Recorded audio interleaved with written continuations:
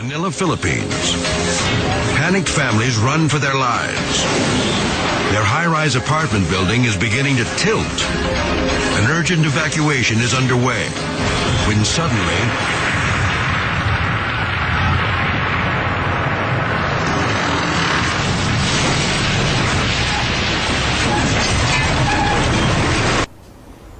Muito bem, desde o Jardim da Infância até a minha pós-graduação na COP, na Ilha do Fundão do Rio de Janeiro, eu estudei em escolas públicas.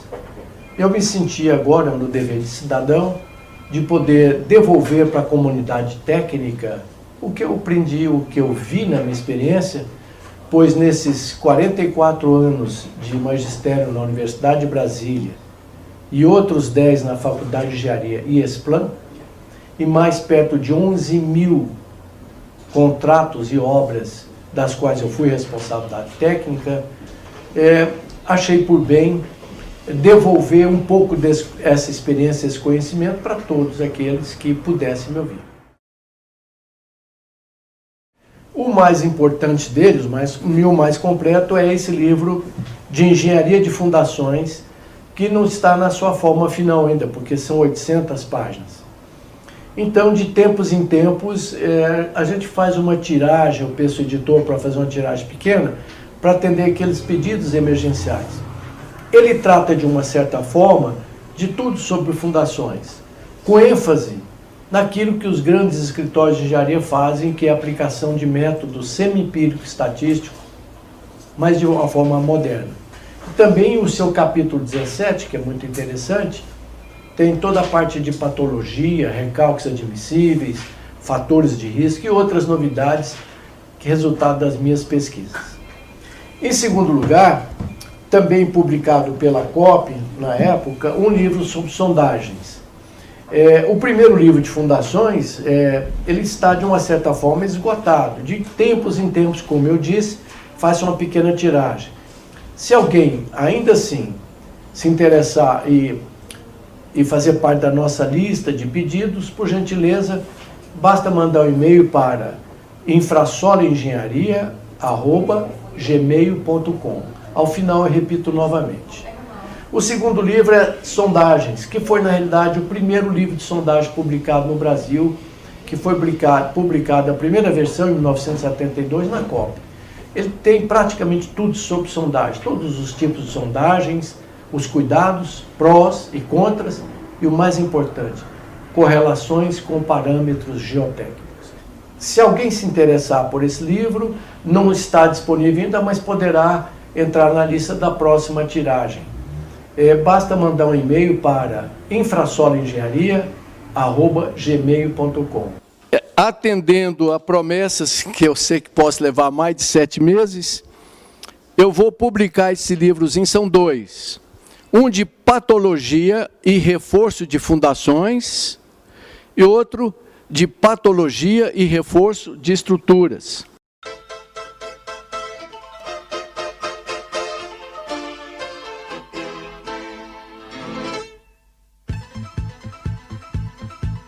Muito bem, me perguntaram de novo por que eu voltei a lecionar na universidade e de graça. Muito bem, eu completei meus 44 anos de magistério aqui na UNB e me aposentaram. Mas, como eu disse anteriormente, eu fiz toda a minha vida escolar em escola pública, de graça, desde o Jardim da Infância até a pós-graduação na COP.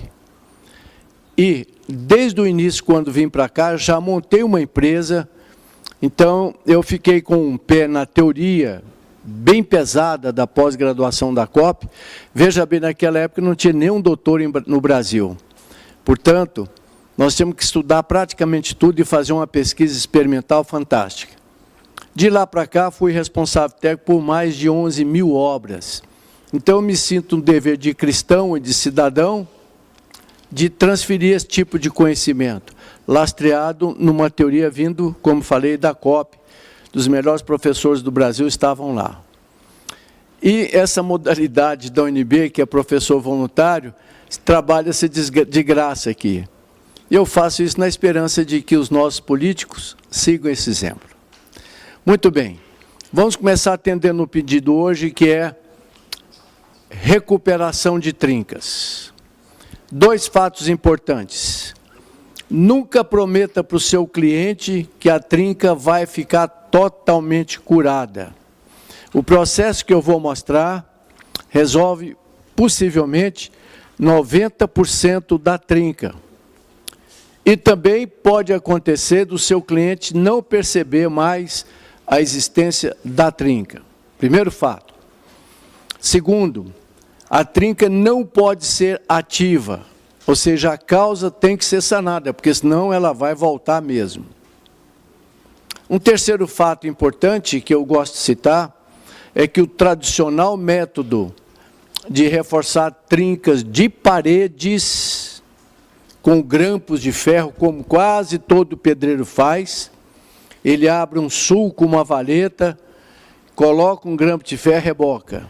Em parede, o grampo de ferro é pontual, não resolve bem, ele volta a trincar em volta dos grampos. Então, essa técnica comum só gera desgaste e protelação. A melhor técnica que eu vou mostrar aqui, a experiência tem mostrado, já consertei muitas, 1000 trincas, e parece que funciona bem. Mas lembra bem, nunca 100%. Tá bom? Então, vamos lá, passo a passo. Manual de recuperação de trincas. Aqueles que quiserem, está aqui no quadro, manda um e-mail para infrasoloengenharia@gmail.com e pede o manual, fala que é meu aluno no UNB, nós te mandamos sem custo nenhum e com prazer esse manual de recuperação de trincas, que é o manual número 7 de patologia. Então, primeiro passo. Corrigir a causa, recalque ou deformação de estrutura ou falta de junta. Corrigir a causa. Pode ser recalque, recalque distorcional inadmissível, faz isso. Ou deformações da estrutura, flechas, etc. O mais comum dos problemas é realmente recalque distorcional.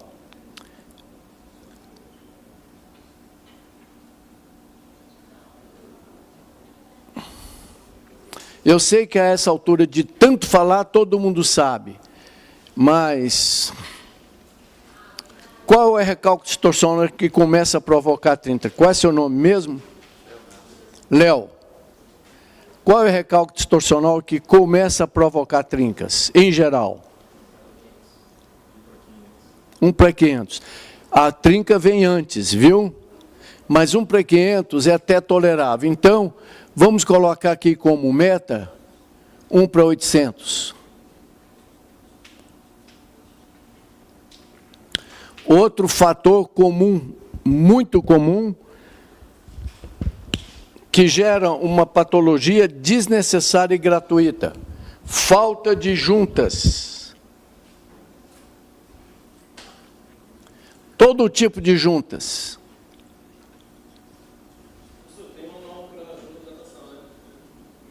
Ótimo. Tem que ter e seguir ela. Faltas de juntas. Todos os tipos. Dilatação.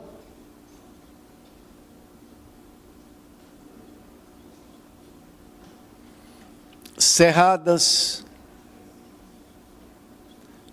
que é de piso, as de diamantes, que dão muito problema no pé do pilar, são quase todas inofensivas.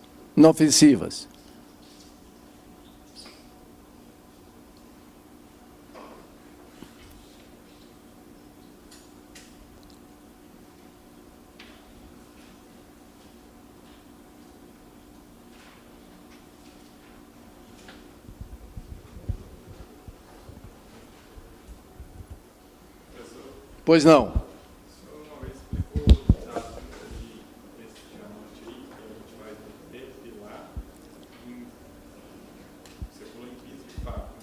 Não, piso de apartamento, de edifício, qualquer piso. Então, em todas as lajes do edifício, tem que fazer aquela trinca diamante no pé do pilar? Em geral, no térreo.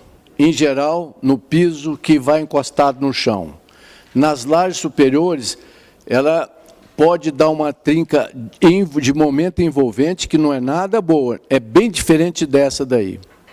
Aí não se faz junta para curar aquela trinca. Entendeu? Em laje comum, não precisa fazer junto, mesmo porque vem revestimento e vestimento. E vem piso. No piso, sim, você tem que fazer juntas na cerâmica.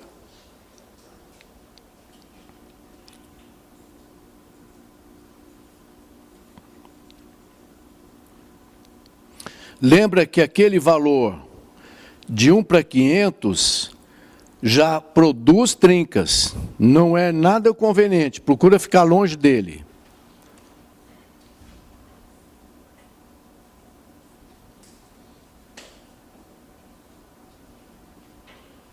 Então, deformações distorcionais da estrutura.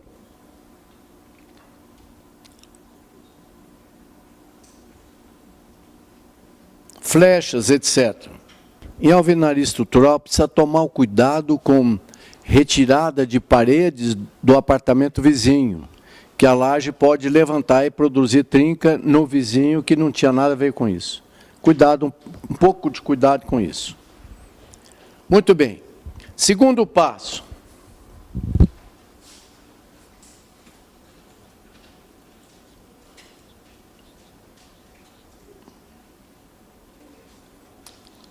Abrir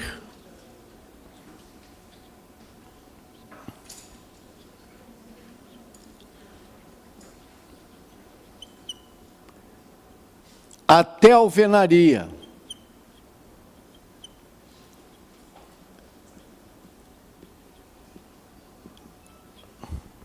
Muito bem, a não ser trincas subcapilares, menores do que 1/10 de milímetros, é bom levar a correção até a alvenaria. Então, trincas subcapilares. Abertura da fissura maior do que 0,1 milímetros. Eu vou mostrar aqui, numa das aulas terminais, a preia de equipamento que a gente usa para medir isso, desde a reguinha até fissurômetro óptico e paquímetro, de preferência digital, para acompanhar a trinca. Muito bem. Então, nós temos a alvenaria.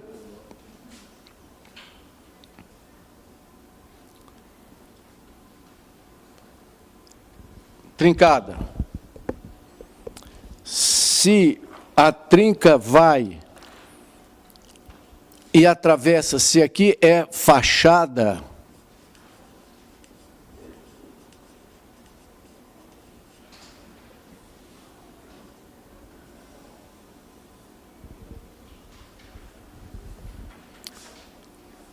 o quadro verde é legível? Então, se ela é fachada, lembra aquela experiência do espelhinho, do vidro, do poro pequeno? Quanto mais fino o poro, mais capacidade de sucção ela traz para dentro. E, por incrível que pareça, ela vai mofar o armário, tudo que estiver encostado mofa. Tá bom? Dá bolha na pintura, inclusive se pensa que o problema é tinta e não é, o problema é a água que está chegando aqui, principalmente nos casos de falta de verga e contra-verga, dessa trinca desagradável. Na verga é um outro procedimento que eu já disse aqui. Então, no caso de trinca de fachada, o terceiro passo é colmatar a trinca.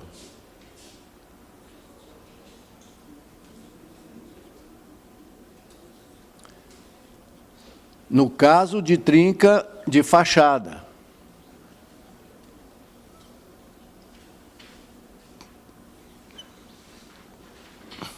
Se alguém tiver dúvida, pode me interromper à vontade.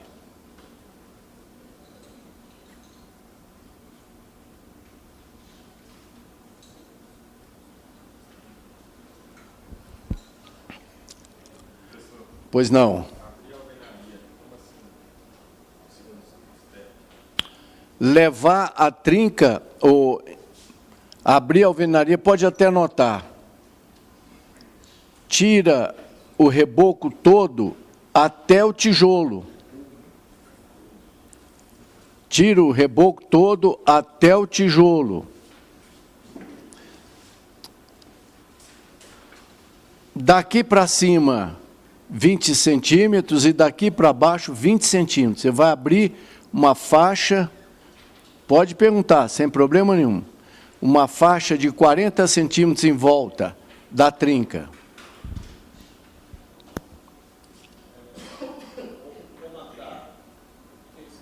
Comatar significa dizer fechar. Entupir, fechar. Vou fazer um desenho aqui. Olha, gente, trinca perturba todo mundo todo dia. Vou fazer um desenho da trinca vista de frente.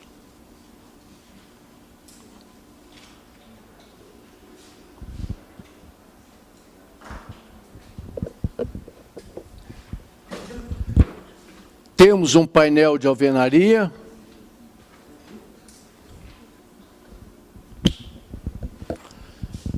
Trinca em concreto, a tecnologia realmente é grampo, é outra que eu vou mostrar nas aulas. Nós vamos ter 2 ou 3, só de recuperação de concreto e outra de recuperação de aço. Como recuperar vigas de aço, laje, pilares, etc. Aí sim, lá usa grampo com resina epóxi. Em parede, não. Parede é tela. Então, se você tem a trinca aqui, recomendo muito fotografar essa trinca. Fotografe a trinca, anote aqueles dados que eu mostrei na aula passada, né? Abertura, temperatura, data, etc. Fotografa ela. E vai se cortar 20 centímetros para lá e para cá, ou seja, um corte de 40 centímetros em volta até o tijolo.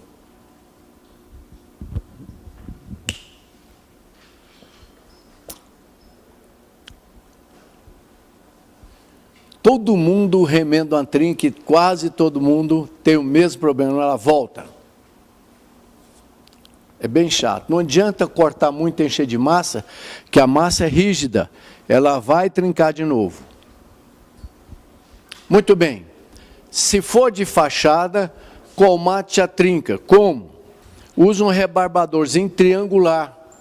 A mesma maquininha que se aluga, ou uma máquina de impacto, se não tiver no mercado, faça de cantoneirinha, de 3/4 de polegada, 1 polegada. Faça de cantoneira, de tal forma que ela quebra uma calhazinha de 1 centímetro aqui em volta. Então, ela vai abrir 1 centímetro da trinca, com esse rebarbadorzinho. É só amolar ele, funciona muito bem. Vista em corte, pode ser de 3/4 ou 1 polegada, ele fica assim. Aqui você solda um pino para pegar na máquina. Na realidade, ele é triangularzinho assim, ó. Ele então abre. E nesse caso, o silicone, que é mais barato, funciona. Pode aplicar silicone aqui, olha. Normalmente, qual é a recomendação que a gente faz? Alguém daí de cima, a gente recomenda usar silicone? Não, o de vermelho.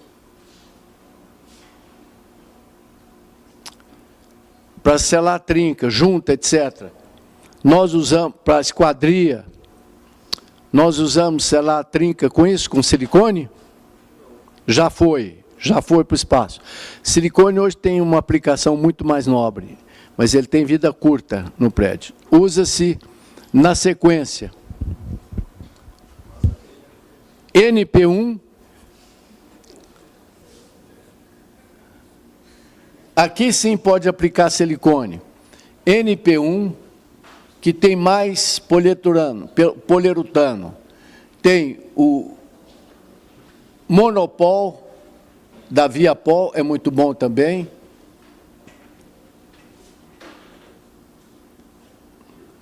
Nessa escala, Sikaflex. E depois, em último lugar, o silicone comum.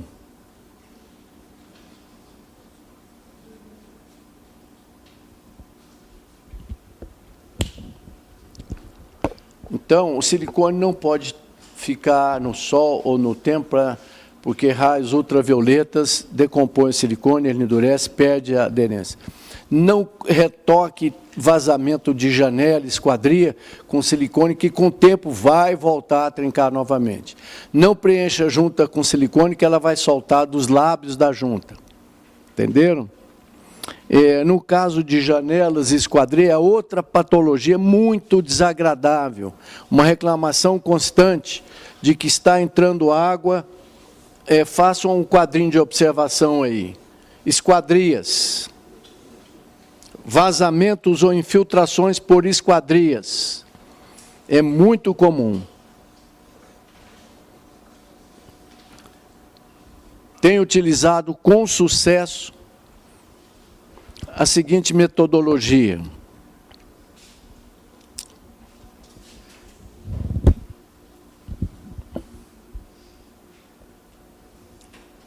Acho que todo mundo que já olhou uma obra já viu isso. No peitoril de baixo, que é o peitoril mesmo, inclinação positiva.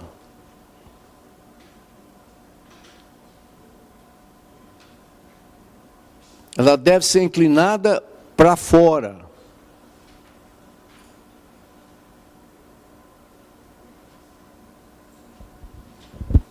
Segundo, deve-se ter uma pingadeirinha. Pode-se usar 2 centímetros, mas é muito pobre. Ideal 4 centímetros de pingadeira, para evitar que a água volte por aqui por adesão. E se tiver pastilha, ela vai começar a soltar a pastilha ou cerâmica aqui. Faça a presença constante de água. Então, o granitinho ou qualquer material do peitoril inferior inclinado positivamente. 5% seria ótimo.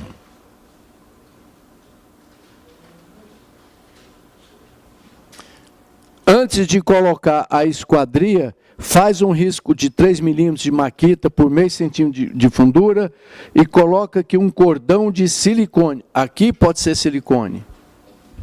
Porque ele vai ser esmagado, aí sim, coloca a esquadria e esmaga o silicone. Então, tem a peça inferior da esquadria que vai esborrachar esse silicone. Aqui são os vidros. Depois disso, aí sim, bem limpo, se for obra velha, acetona, limpa com acetona e recoloca aqui então uma mastique tisotrópico do NP1, etc., para vedar uma possível entrada. Se entrar água aqui, porque não inclinaram esse peitoril, ele pode passar pelo silicone e vir para cá. Eu acho que todo mundo já teve essa experiência ruim, né? Muito bem. O peitoril de cima com inclinação também negativa, ou seja, inclinado para cá, nem que seja só na massa. Por quê? Porque a água que vem aqui, olha, ela, por adesão, ela não vem para cá e não atravessa a sua esquadria, ela pinga daqui, olha. É um procedimento simplíssimo, que evita um aborrecimento muito grande. Até porque, se for num prédio, você vai ter que trabalhar pendurado em cadeirinha. Dá uma mão de obra danada, você trabalhar por fora pendurado. A ideia de só enfiar a mão pela janela não chega no canto, que é o mais importante. Na juntinha, na junta na direção longitudinal, quando você vai ter uma peça de peitoril encostada na outra, é outro foco de vazamento. Pode olhar que tem bolha aqui e tem exudação. Recomendo do mesmo jeito fazer um tracinho. Quando essa for de emenda, um tracinho de máquina, um risquinho de 3 mm por 5, coloca um fio de silicone aqui, olha. Ele esmaga o fio de silicone aqui. Portanto, ele vai entrar uns 5 minutos para dentro, vamos lá. Se quiser NP1 é bom porque ela vai tomar sol. Então, pela lembrança aqui do Leonardo, eu coloco esse fato aí que ajuda demais. Voltando ao nosso caso. Se for de fachada, fecha aqui. O ideal, água é sempre cortar na entrada, mas isso pode ficar caro. Pode ter granito, cerâmica, etc. Precisa tomar cuidado, pode encarecer. Também pode-se fazer injeção sob pressão. Existe um sistema vendido nas lojas, coloca-se uns pinos, injeta-se sob pressão a pasta tixotrópica aqui, ela pode vir até aqui. Pode resolver um problema de fachada sério. Passo 4. Aproveita esse desenho. Colocação de tela. Nós estamos lá em cima do tijolo. Colocação de tela. Então, já existe no mercado tela eletrosoldada de 1 polegada ou malha de 2 centímetros. Mas não precisa ser essa tela eletrosoldada. Pode ser tela plana ou de fantasia, e agora existe uma tela chamada de pinteiro. Tela de viveiro não serve, ela é muito elástica. Aquela tela preta de estuque chamada déployé também não serve, ela movimenta demais. Então, coloque a tela, deixa eu ver se eu tenho o slide dela aqui. Essa tela que é tela de fantasia ou tela plana, compra em qualquer loja de construção. Existe agora uma tela de pinteiro que eu não conheço, mas me disseram que é boa, tem que ser galvanizada. Esse processo aqui é o tal que eu já avisei no começo que não funciona. É muito comum ela voltar a trincar aqui em volta dos grampos colocados na parede. Na viga, aí sim, em laje, aí sim, não é? A gente coloca e chumba com epóxi. Ela entra como se fosse uma armadura na laje.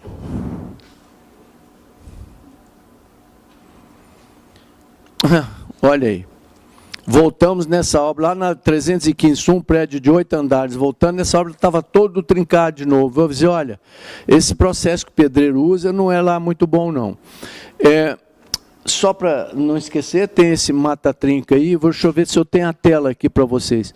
Olha um caso, outro caso bem típico, que voltou a trincar todo em volta, está vendo? Tentaram amarrar essa parede aí. Em parede, se amarra com tela, não com grampo. Vou ver se eu mostro a tela aqui. Por que isso? Porque a trinca vai continuar. Então, se ela era uma trinca visível,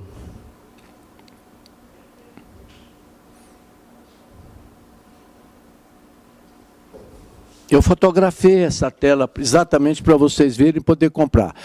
Essa é eletrosoldada. Hoje se compra em rolinhos de 50 centímetros. Um pouco cara. Não é preciso usar aqui. Olha essa tela comum, que se compra galvanizada.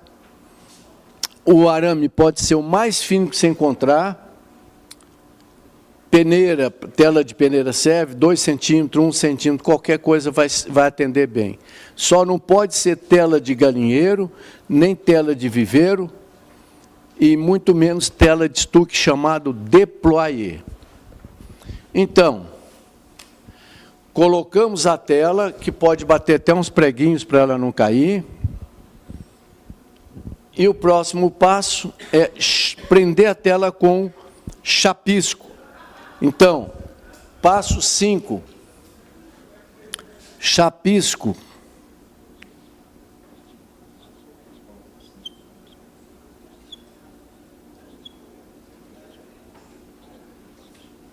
Com areia grossa e aditivo estrutural. Qualquer aditivo estrutural, Bianco, Chapix, tudo serve. Qualquer marca, isso não tem muita importância, para dar uma certa resistência no chapisco. Então, areia grossa, chapisca e ele prende a telinha lá no tijolo ainda. com aditivo estrutural sob substrato, ou seja, parede saturada, sem escorrer água, né? Molha para ela não puxar toda a água do chapisco e não enfraquecer o chapisco.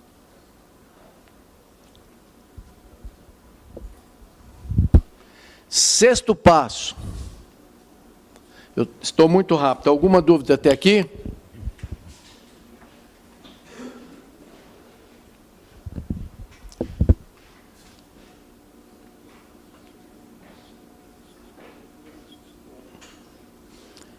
Reboco.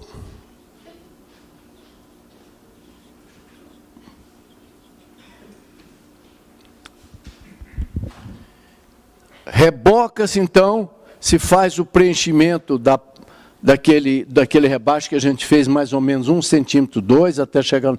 Reboca. Esse reboco, recomendo usar reboco pronto, ensacado. Tem muitas marcas boas. Se fizer o reboco na obra, use cal química. Nunca usa saibro nem cal comum, se bem que o cal comum é muito bom para isso, ele é bem elástico. Então, reboco com reboco pronto, que já vem bem dosado, é uma dosagem bem científica. Ou então faz, mas nunca com saibro, use cal química, areia grossa. Sétimo passo. Já que você fotografou a trinca ou memorizou, use, antes da massa, que não pode ser massa de PVA, está muito rápido, né? Tem que ser massa acrílica, porque é o próximo passo. Usa a telinha, tem várias marcas de tela. Coloque, o próximo passo é tela de poliéster. O poliéster é elástico. E a tela boa de poliéster é essa tela que tem o friso central sem colinha. Aquela tela antigamente sem cola, dava mão de obra danada para colar, né? Tinha que sair pregando e tal. Essa é adesivada.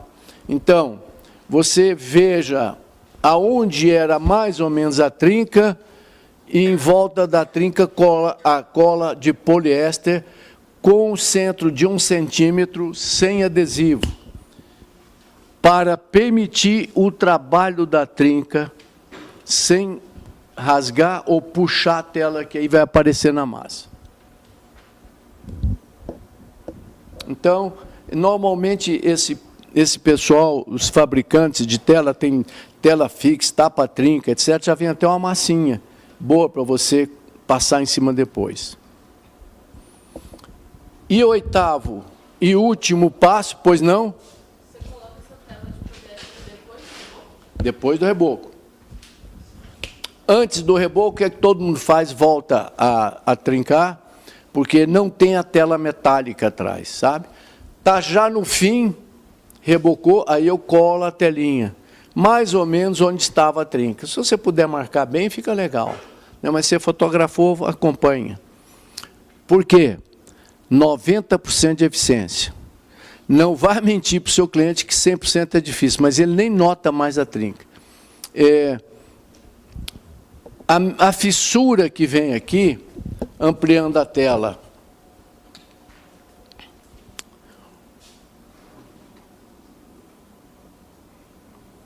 qual é a gênese e o caminhamento disso daí?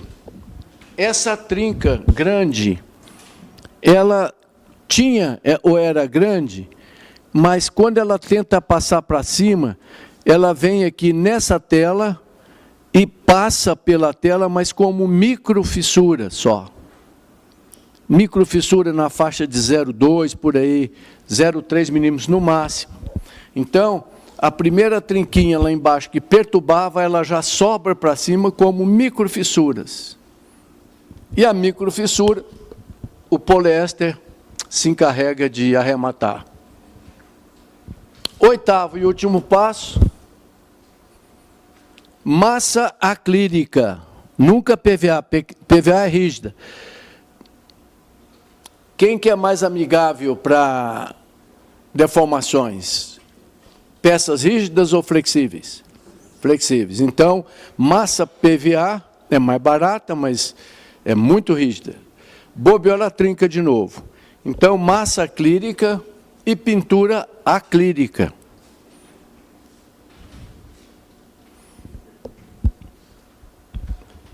Que se você for caprichoso, só vai aparecer uma rugazinha lá embaixo, ninguém nota, só a gente. Alguma dúvida aqui? Portanto, não conheço nenhum único método melhor do que esse. Já sofri com várias possibilidades. Essa é que resolve 90%. E é uma coisa agradável, nas desagradáveis, você chega, a obra está toda trincada por bobagem. Pior não é isso não. Vai ver cicatrizes ou a trinca que voltou várias vezes. Conserta, volta. Mas lembra, a primeira coisa é transformar a trinca numa trinca passiva. Pois não. Qual telinha? Metálica. Você pode bater uns preguinhos até vir com chapisco. O chapisco é que afixa ela. Então, substrato saturado, não escorre água, só molha bem para ele não puxar água do chapix. Usa o chapisco, um chapix ou com cica, etc. Tem muitos produtos adesivos. O Bianco é muito bom, acho que da Otto Bongard, etc. Traça no chapisco, ele fica bem resistente.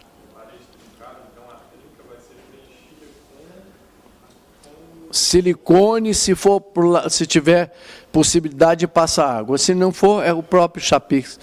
Porque a trinca você não vai ver mais ela, a tela vai cobrir, o reboco vai cobrir. Aquela técnica de fazer, entalhar e tal, 10, 5 centímetros, encher de massa, a grande possibilidade é de voltar. E é ruim, né? Você faz um conserto numa obra eventualmente sua, se alguém quiser trabalhar nisso, eu tenho 1.000 ou 2.000 metros de trinca para consertar, posso terceirizar. Tá bom?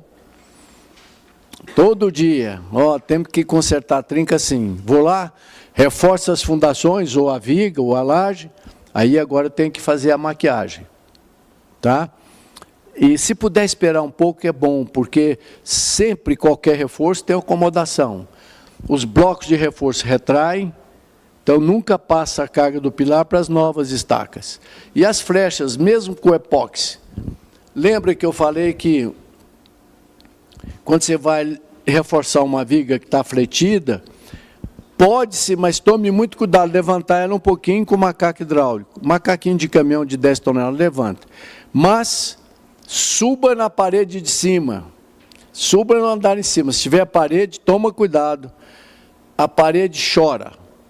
Minha filha é médica, eu uso o estetoscópio dela. Eu vou para cima e aviso o engenheiro de baixo. Pode carregar. Ela começa a chiar. Se exagerar, ela trinca por compressão. Dá uma trinquinha por compressão, o que não é bom. E aquela ideia, sim, você empurrou a viga de baixo para cima, ela não vai quebrar? Importância nenhuma. Porque o negativo é fraco. Mas se dividir o vão por meio, ela não vai te dar mais problema nenhum. Sempre há essa pergunta. Puxa, você empurrou a viga, ela vai quebrar para cima. Problema nenhum. Porque o vão de 8 metros passa a ser o vão de 4, aquela trinquinha em cima, se acontecer, não deixa acontecer, mas se acontecer, é inofensivo.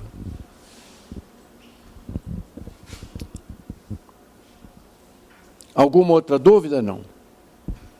Bom, conforme eu prometi, em todas as aulas a gente vai analisar um caso de desabamento.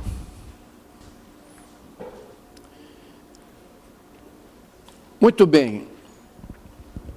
O desabamento lá foi causado por um erro da armação de blocos de fundações. Nós temos 2 blocos numa estrutura. Em cima das fundações, chamado bloco de coroamento. Se eu tenho mais de uma estaca, assim, eu tenho que passar a carga para a estaca. E tem o bloco lá em cima, que é de transição da fundação no pilar. São 2 tipos de bloco. Temos um terceiro, que é a fundação superficial, chamada em bloco de fundação. É a sapata rígida, com 60 graus. Né? Então, na realidade, o melhor dimensionamento de bloco Se alguém quiser anotar aí, é bom. Dimensionamento de blocos. Recomendações ou recomendação.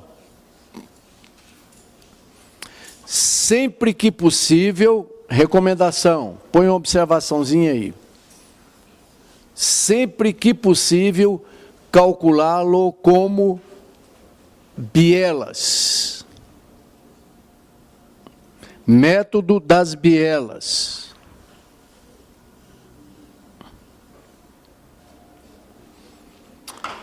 Os blocos calculados como bielas são altos. Fácil de calcular, qualquer livro de concreto tem.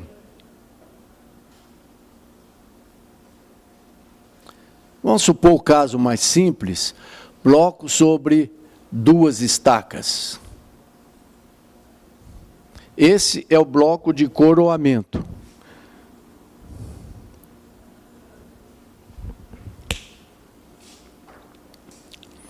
Esses ângulos são calculáveis.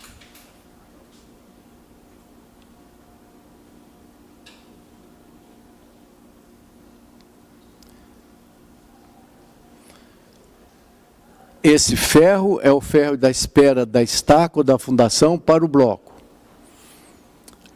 É bom que as estacas entrem no bloco pelo menos 10 centímetros. Esse comprimento é o comprimento de ancoragem, normalmente a altura do bloco. Essa altura H do bloco deve ser o espaçamento entre estacas dividido por 2 mais 10 centímetros.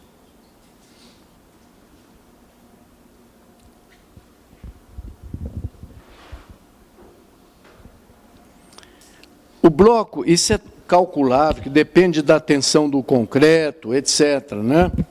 Mas esse bloco que atende essa condição, no fundo, essa carga ela vai ser transmitida para os dois, as duas estacas, as estacas lá, desenhei mal, está fora de centro, mas é isso daí, como se fosse bielas de concreto de compressão. Dentro do próprio bloco forma-se essas bielas de concreto como se fosse uma treliça metálica. E por isso mesmo, rígida. E para que isso aconteça, essa condição tem que prevalecer.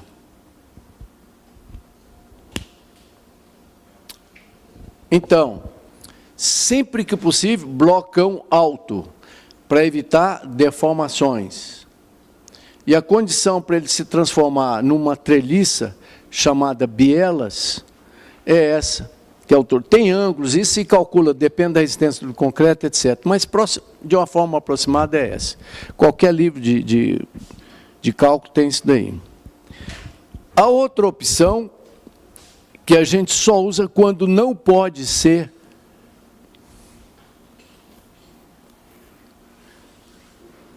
bloco rígido, ou seja, não cabe o método das bielas porque ele é baixinho, ele é calculado como viga. E essas cargas não costumam ser muito pequenas, não.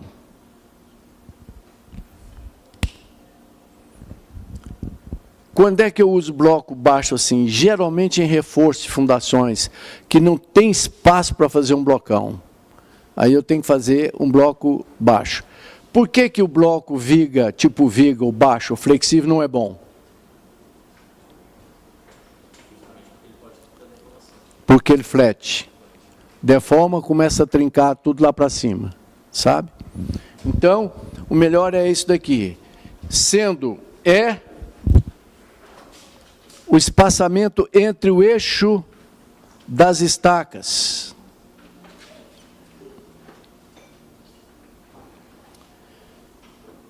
Esse espaçamento entre eixos da estaca é igual 3 vezes o diâmetro, se for estacas escavadas.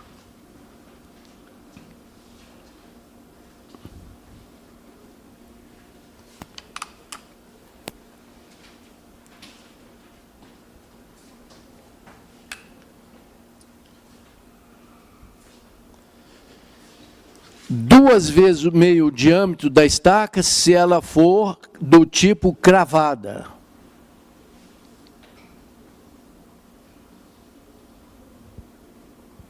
Quem são as estacas escavadas? Está nesse grupo das estacas escavadas, estacas hélices,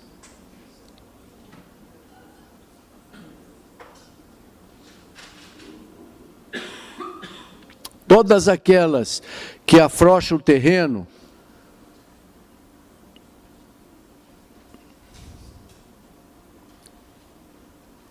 Strauss,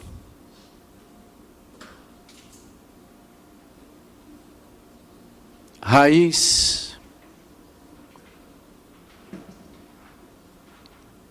rotativa, estaca rotativa escavada, estacas de lama, etc. As cravadas estão as pré-moldadas,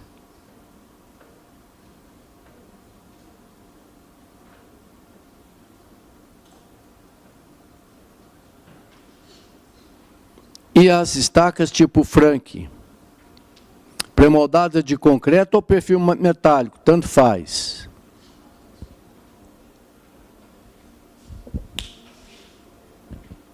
É um cálculo dos mais simples.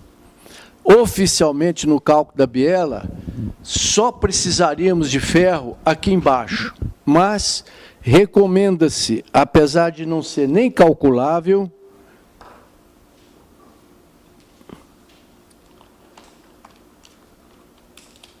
ferragem chamada em gaiola. Oficialmente, você só precisaria de uma ponta de ferro aqui dentro da zona de compressão, depois ela mesmo combatendo a tração. Uma série de ferros entre uma estaca e outra. Recomenda-se a gaiola, apesar de que parece absurdo, porque ela fica sem sentido teórico, mas sempre tem excentricidade, torções, etc. Então, é recomendável fazer gaiola.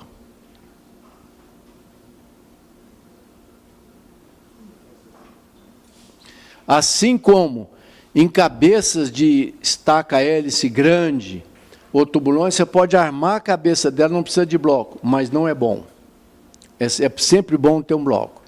Então, a gente pode usar, por exemplo, um tubulão de 1 metro, pode usar a cabeça dele para fazer uma armação, para ele evitar economizar o bloco. Não é bom. Até mesmo o dia que eu precisar de fazer um reforço, eu vou ter que grampar chumbadores no fuste, porque eu não tenho onde calçar isso. Portanto, esse é o melhor procedimento para cálculo de blocos. O que aconteceu lá nesse viaduto, que teve uma ruptura bem catastrófica? Foi brusca e catastrófica. Não deu nem para retirar uns caminhões, sei lá o que estava debaixo do viaduto. Por azar, morreram 2 pessoas. O prejuízo não foi só financeiro.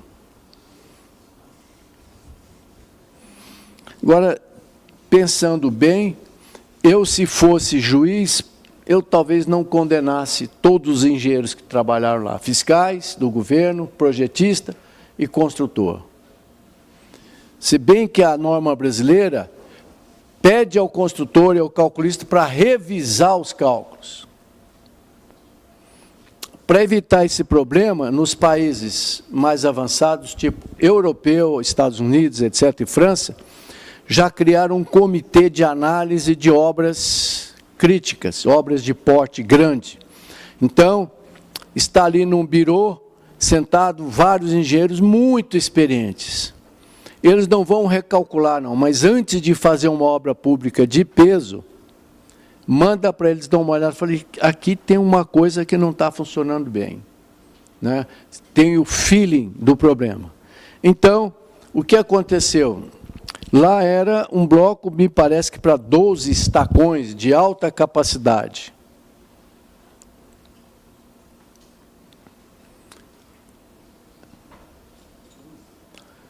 Esse bloco ficou muito baixo. trabalhou a flexão, não teve capacidade suficiente, etc., de receber a carga do pilar, que era muito pesado. Então, ele fletiu. Quando ele fletiu, o que aconteceu? Alguém? Quais? As de baixo do pilar. As de baixo do pilar. O bloco alto tem uma certa vantagem, que ele força uma distribuição equalitária para todas as estacas. Tinha 12 estacas, todas elas deviam receber lá, vamos supor, 500 toneladas cada uma. Mas, a tal bloco baixo, houve rumores, eu preciso confirmar isso, que tiveram que aumentar o número de estacas, porque o terreno não tinha capacidade. Aumentaram o tamanho, a quantidade de estaca, espicharam o bloco, isso não é certo, eu tenho que checar no último relatório. Espicharam o bloco, esqueceram de aumentar a ferragem. Mantiveram a mesma ferragem.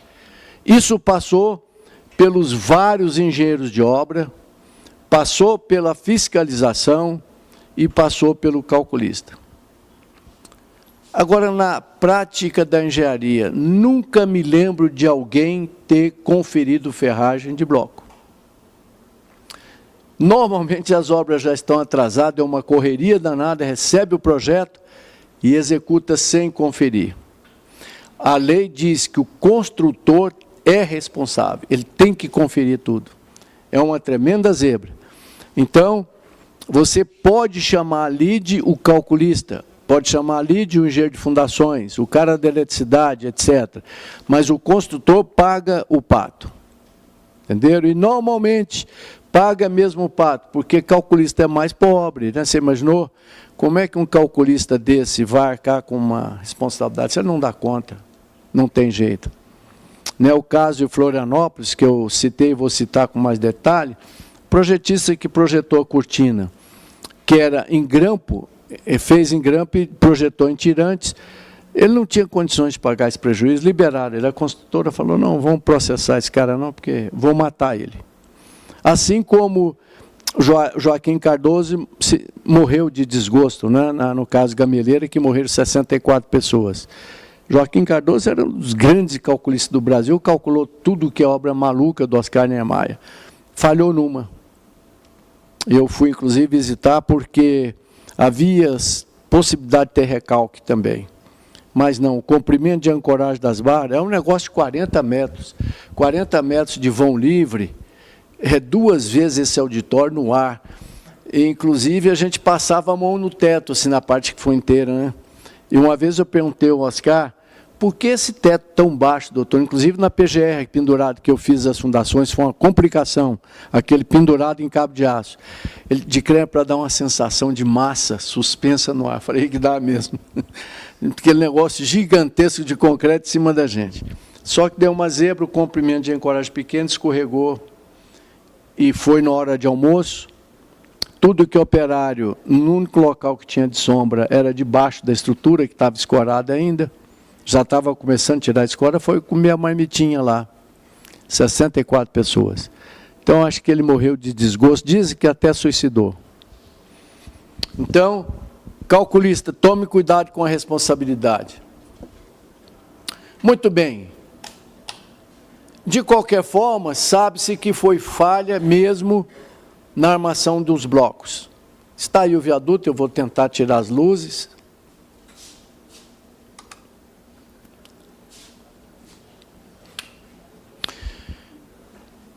Olha, gente, nessa vida profissional minha, eu não me lembro de ter problema em bloco de fundações, de casa, não. A não ser lá no Recife, em frente àquele que caiu, tinha um bloco todo estourado por efeito álcali agregado. Tem um tipo de agregado que tem uma doença congênita. Ele expande com força de toneladas. Então, foi preciso colocar uma nova gaiola em cima e segurar ele. Mas, aforante isso, eu não me lembro de ter problemas de fundações nem de reforço em bloco. é o segundo caso. Então, está aqui o viaduto todo escorado.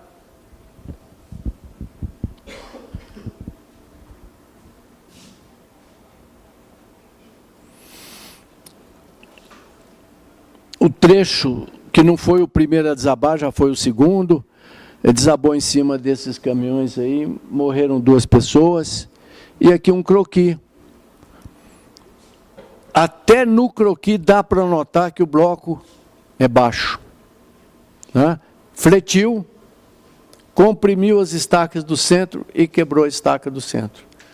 E depois que quebra 2, se 12 já não estava bem, ou quebrou 4, ela acaba de quebrar o resto. Mas ele desceu muito na vertical. Desceu 3 metros na vertical. Não teve recalque de fundações como se supunha. Foi bloco mesmo que quebrou e forçou as estacas. Eu acho que tem um filmezinho aqui, deixa eu ver se é passável. Uhum.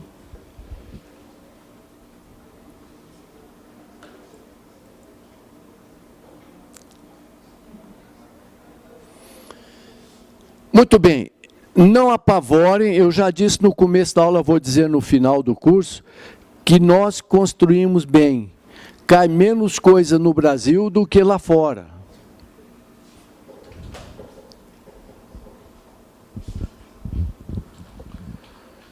Dez estacões de 80 centímetros de diâmetro, estaca tipo hélice contínua, com profundidade de 20 metros, terreno ruim, né? 20 metros de profundidade. Foi feito aquele teste de integridade que eu disse que tome cuidado com esse teste, que ele não é muito confiável, mas serve como base. Portanto, sempre que possível, faça teste de integridade. Não é o curso de patologia de fundações, mas tem um processo que se dá uma marretada na estaca e pela propagação da onda eu sei se há possibilidade de falhar. E estaca hélice não é totalmente confiável, ela entra muita lama e estrangula, cuidado. Foi feito o bloco.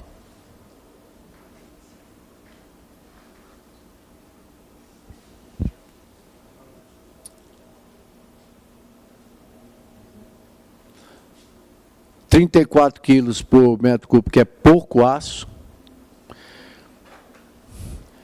Aqui podia ter feito o bloco encaixado no solo. Lembra?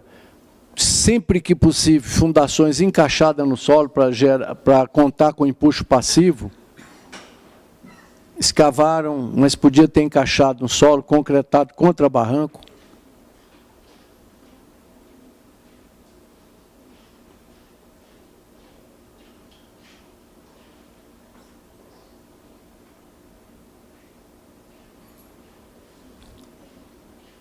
Não é a supercarga, não. Aqui no DENIT eu tenho 6.000 toneladas em cada pilar.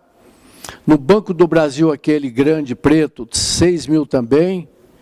No Banco Central, 9.000, mas aí nós dividimos em 5 tubulões, 1.000 toneladas. Não é a carga exagerada.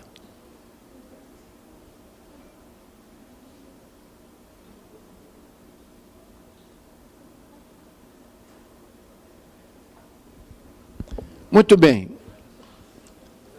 Pois não. Se tivesse feito a base desse pilar mais largo, igual a parte superior, teria talvez evitado ser isso, essa carga melhor? Pode até ser. Vamos ver se eu entendi. O pilar era forma de cálice. Se embaixo fosse também grandão, mesmo com bloco fino, ele podia distribuir mais as cargas, sim. Entendeu? Mas o bom mesmo era fazer o bloco independente da forma do pilar. Por quê? Quando se calcula, por exemplo, uma viga ou um bloco, ou uma sapata, não é só o cálculo de momento pura e simplesmente. Essa distância aqui, olha, é muito importante. Se eu tiver um pilar aqui mais grossão, as tensões cisalhantes aqui melhoram, entendeu?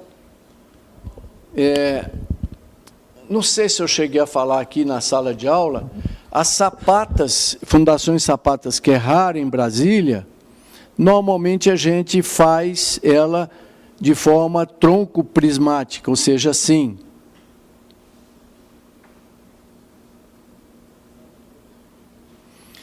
mas economiza um pouco de concreto. Mas, depois do último caso que eu fui socorrer aqui no Noroeste, erraram no concreto. Tem uma empresa aí que já a terceira vez me deu problema de concreto, desabou um de 6 andares, ali na cidade de Valparaíso. Não passava as sapatas. Solução simples. Não foi preciso quebrar a sapata toda, eles iriam escorar o prédio e quebrar. Eu falei, não, vamos recalcular. Aumenta 20 centímetros para cada lado do pilar. E, por sorte, eles tinham concretado a base assim.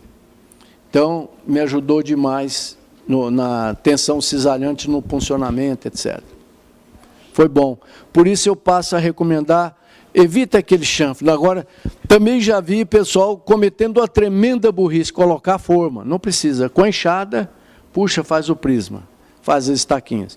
Mas, olha, a economia é pequena, faz ela toda cheia, tá certo? Economiza pouco e, às vezes, salva uma obra. O que poderia ter acontecido no pilar, igual é Márcio, não é? O Márcio sugeriu. Quem sabe ele teria diminuído dessa força, mas quem sabe. O ideal mesmo é bloco, tamanho. Ele tinha espaço lá.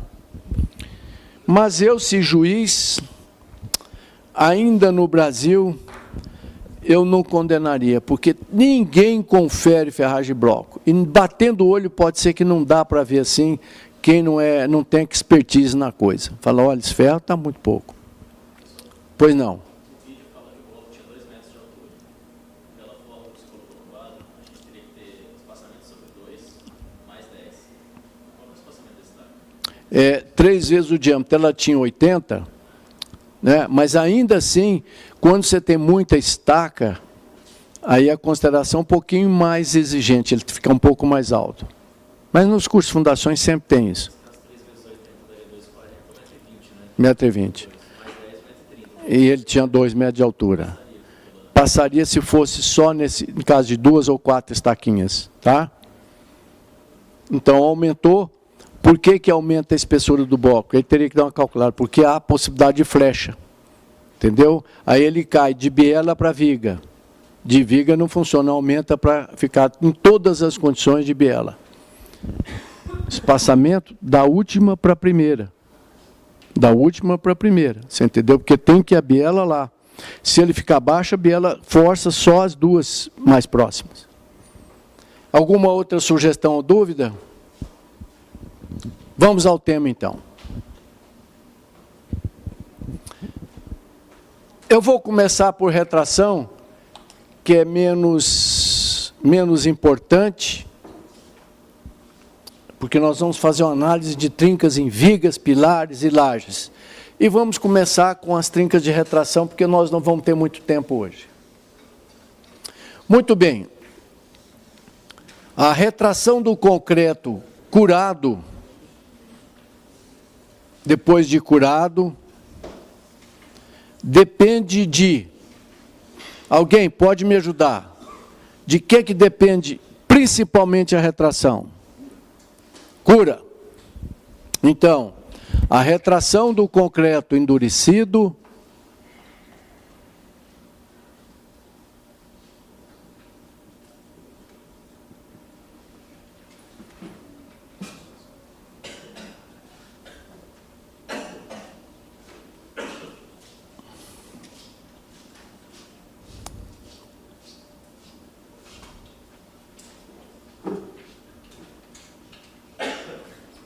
depende principalmente da cura.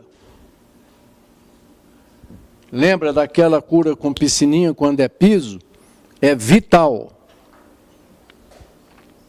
No caso de grandes lajes e pisos, pode-se usar o feltro ou o geoteste próprio, isso que ele fica ensopado. É bom, mas não é o melhor. Pode-se usar cura química. É boa, mas não é a melhor. A melhor é piscininha. Muito bem, cura. Agregados. A qualidade dos agregados é importante. Teor de cimento. Se aumentar muito o cimento, ele vai propiciar mais retração.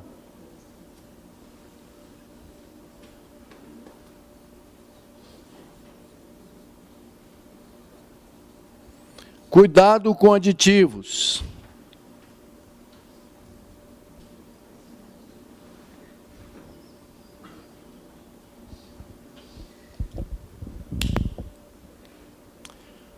É possível que hoje, nessa altura, a gente já tenha noção de como é a trinca de retração, geralmente inofensiva. Eu atendi uma pergunta de um aluno que estava com esse problema, de um participante aqui, lembram? A mesma pergunta de sempre.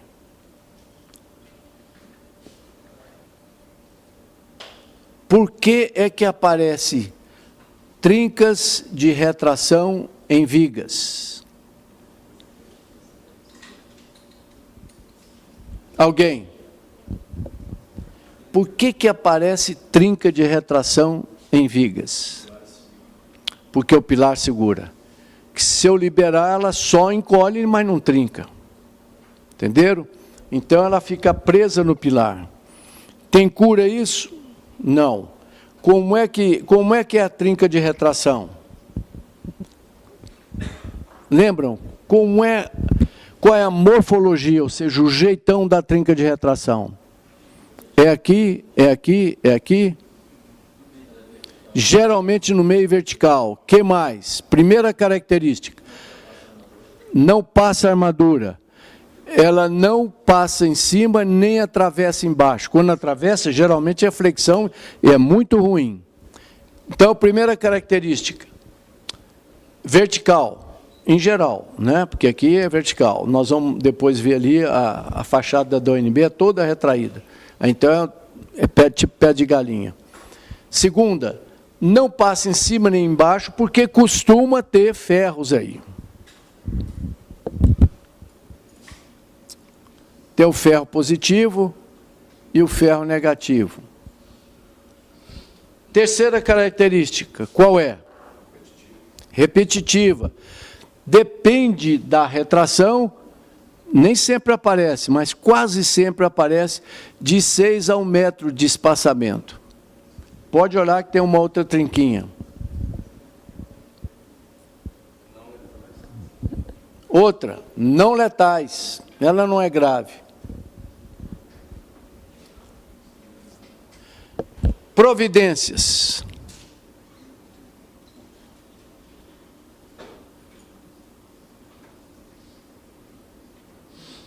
O que eu faço? Duas providências. O que eu devo fazer? Primeira,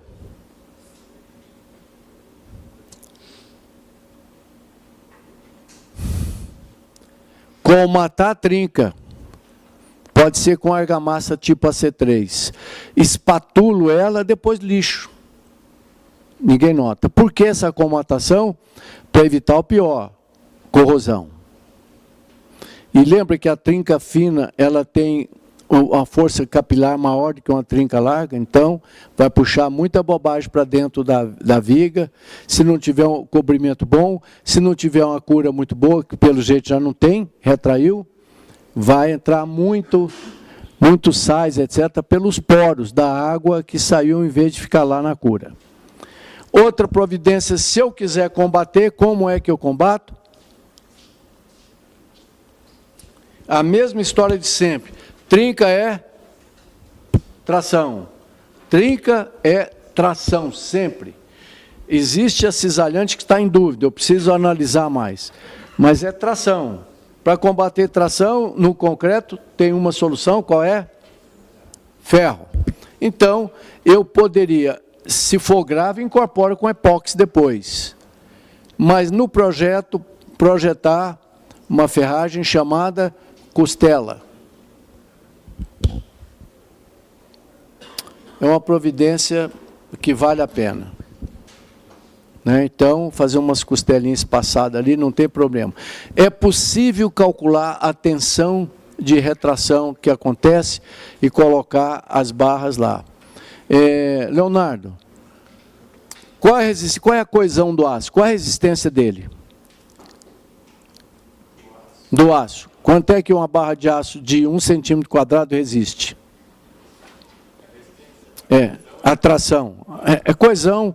A atração vem da resistência, é a coesão dele. Mas atração. Decorem. Quantos quilos por centímetro quadrado? 4 toneladas. Decorem. Quando você fizer uma viga, você dá uma farejada nela. 4 toneladas por centímetro quadrado, ou seja, uma barra de 12,56 polegadas resiste 4 toneladas. Então, é possível calcular com uma certa precisão essa tensão de tração e ver quantas costelinhas você precisa. Aí vai vir uma história que nós veremos no próximo segmento. Mas eu queria perguntar a alguém, a moça lá de cima, qual é seu nome? Amanda. Quais são os 5 tipos de ferro ou armação principal de uma viga, pilar e laje? O ativo. Hã? O negativo. Em geral, o negativo fica onde? E o que ele combate?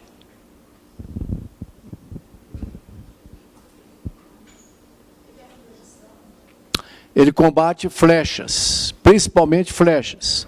E trincas também, porque o negativo passa em cima do apoio, que ela vai tender a quebrar assim em cima do apoio, né? Aí tem a trinca. Outra. Positivo. Qual é a função principal do positivo? Evitar ruptura, desabamento da laje ou da viga. Os dois juntos trabalham bem para isso. Outro. Estribo. Trabalha principalmente combatendo quem? Punção e cisalhamento. Punção e cisalhamento. Outro. No pilar tem um importantíssimo. Longitudinal, que é a base. Lembre que o estribo no pilar, que ninguém liga muito para ele, é fundamental. Eu mostrei no slide, vou mostrar mais um, que salvaram por causa de um estribinho de 6 milímetros. Outra, acabei de falar, costela. Muito bem, então, no próximo segmento a gente volta a falar sobre análise de trincas de retração e de lajes. Muito bem, muito obrigado. Vou fazer chamada.